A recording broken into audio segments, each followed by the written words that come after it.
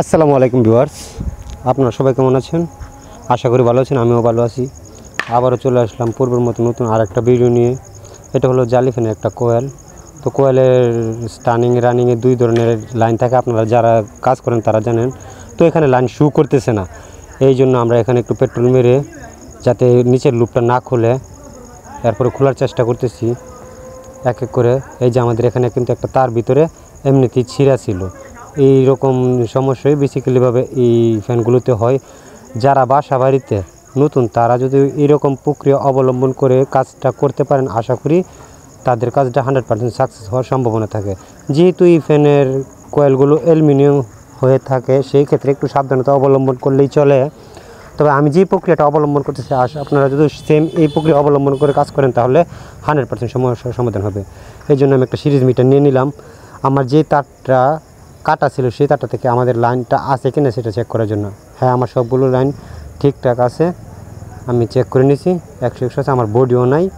তো এখন আমি যেটা করব, একটা গ্যাস মেশ দিয়ে, এই যে একটা গ্যাস মেশ দিয়ে হালকা করে পুরে একটা ব্লেড বা কোনো কিছু একটা ধারালো কিছু দিয়ে উপরের ইনসুলেশন যেটা থাকে না সেটা একটু ছুলে নিয়ে আমরা এভাবে পেঁচিয়ে নিব।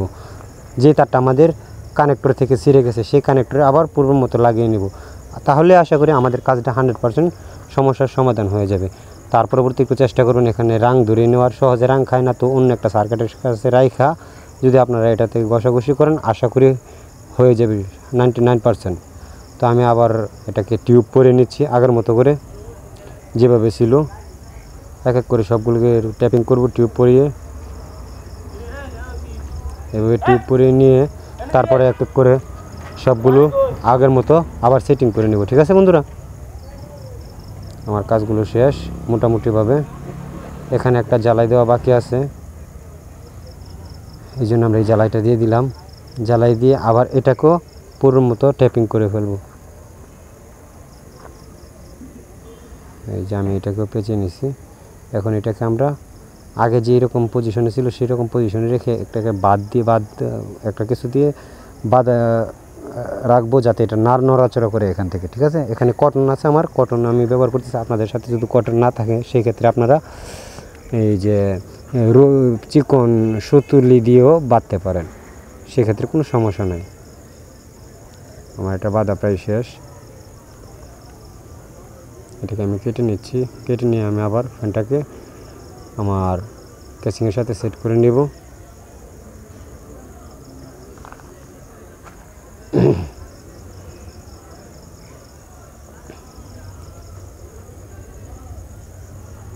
এভাবে খুব সুন্দর করে সেটিং করে নেবেন। সেটিং করে নিয়ে ফ্যানের 4টা নাট থাকে, নাট মেরে তারপর আমরা দেখবো ফ্যানটা ঘুরে কিনা।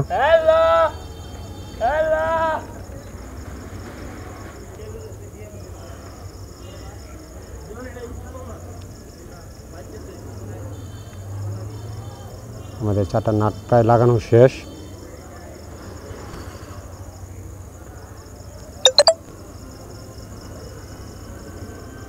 এভাবে এক এক করে প্রত্যেকটা নাট খুব ভালো মতন টাইট দিয়ে নেবেন। তার পরবর্তী হাতে মোচড় দিয়ে দেখবেন যে আপনাদের ভিতরে যে শেপটা ইজি আছে কিনা। ঠিক আছে বন্ধুরা, আমাদের এখানে 4টা নাট থাকে, আমরা 4টা নাট লাগিয়ে নিতেছি। আমার সবগুলো নাট এক এক করে লাগানো প্রায় শেষ।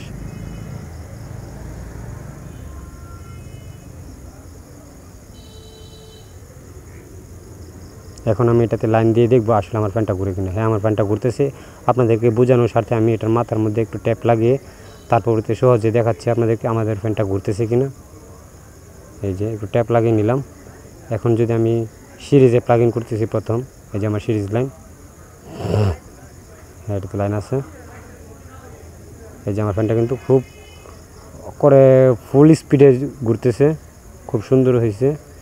তো যাদের বাসার মধ্যে এরকম পুরাতন ফ্যান পড়ে আছে তারা কিন্তু আমাদের এই প্রক্রিয়াটা অবলম্বন করলে 100% সমস্যার সমাধান পেতে পারেন। ধন্যবাদ।